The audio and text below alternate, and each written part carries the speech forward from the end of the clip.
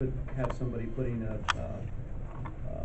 30 or 40-foot boat in a 50-foot slip and only paying for their size. Right. I see, yeah. So it's not a silver bullet by any stretch.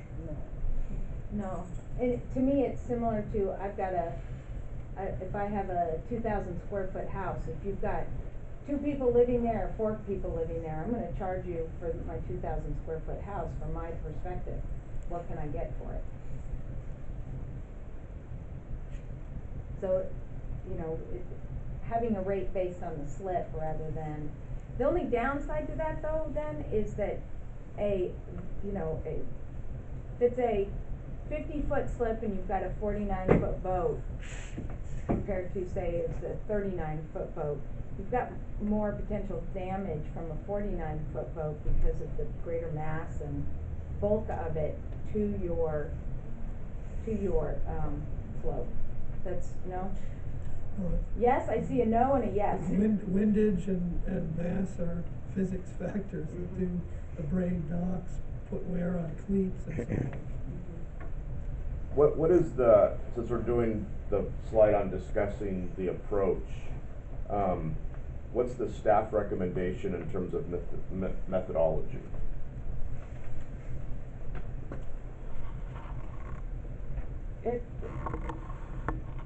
It's a tough one. It's easy to use the current methodology. One of the issues is really what's the right starting point, what's the right percent to use? Is it 90%? Is it 110%? By using some regional marinas, you get a feel for how what other marinas are charging and whether all of a sudden they adjust and go up, or they make adjustments and they keep their rates flat. It provides you some context, like that. It's been really hard to come up with the best way to do this. What's the downside to the cost approach? I think there you're just looking at how much of a subsidy do you want? Right. And then how much does the court want to get into looking at what's in the allocated costs? I think the direct costs are straightforward. I think depreciation is a straightforward number. It doesn't cover really our replacement costs, so you'd have some methodology there. Do you use depreciation? Do you use replacement cost? Replacement cost is an estimate. Yep. Then you get into your allocated costs, and there's always big discussions around, how much is overhead? Should it be that much? We have a lot centralized as opposed to reporting directly to each of the areas, like a good chunk of engineering is in admin, although there is some to each of the business lines. So you get into this whole discussion about, overhead. So what truly is cost, and then how much are you subsidizing it?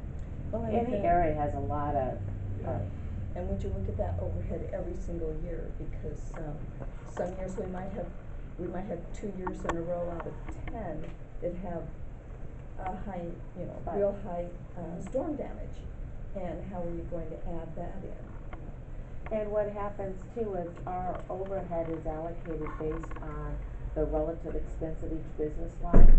So if one business line had an unusual charge, which happened in 2015, we had a 10-year backwater or 6-year backwater bill hit John Wayne Marina and add an additional $70,000 cost.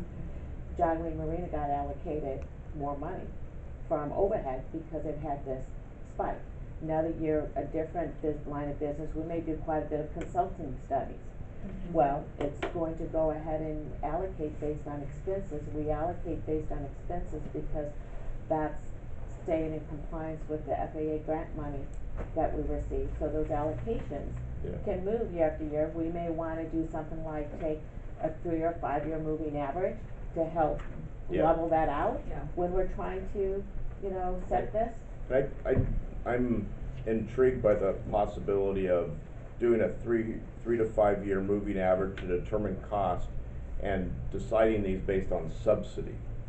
cause I like that, cause that way, when we go in, we could say, you know what?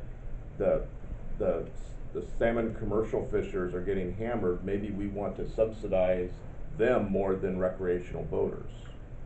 You know, it gives you some flexibility moving around within that if you're doing it on a subsidy based instead of just a pure cost base.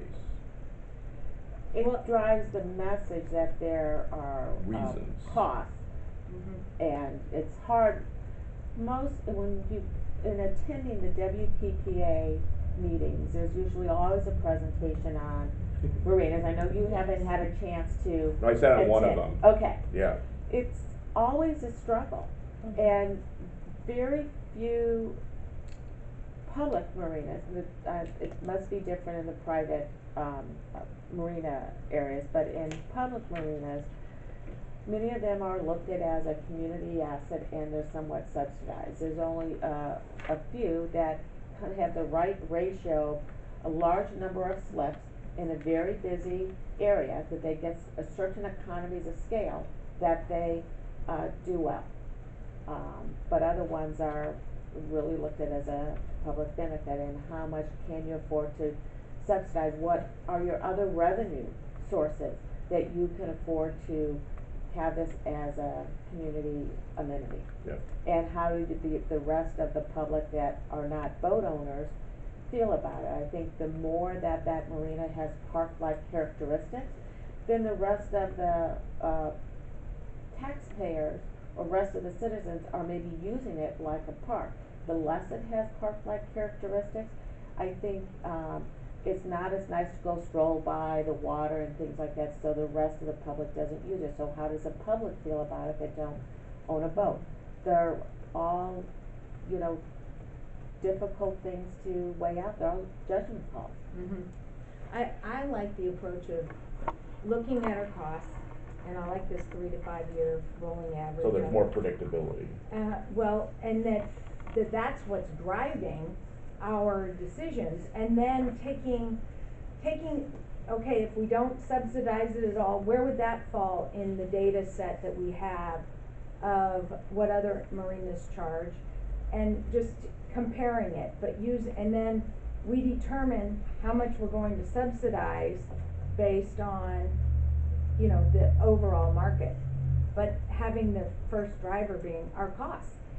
If we're gonna look at comparing it, 'cause I do think it's important to have context of what other marinas are charging. It would be nice to limit it to 8, not Yes, doing the full correct. set. Now, maybe every 5 years, one maybe does the full set, or at some point just to see, because if every regional marina says, I'm just gonna look at this group, we get very insular.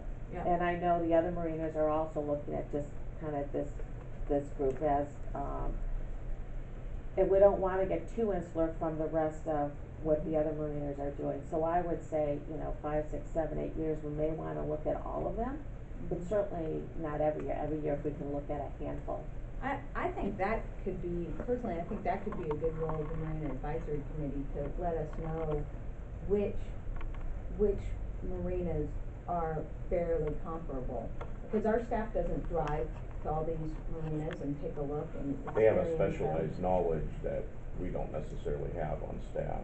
I think, having that input from them, just from, these are some fairly, from their perspective, having that input, this, again, data point, this is our input on what are comparable, marinas. I mean, it'd be nice That to go changes it. blind test without knowing what they charge. I would think that our consultant in researching these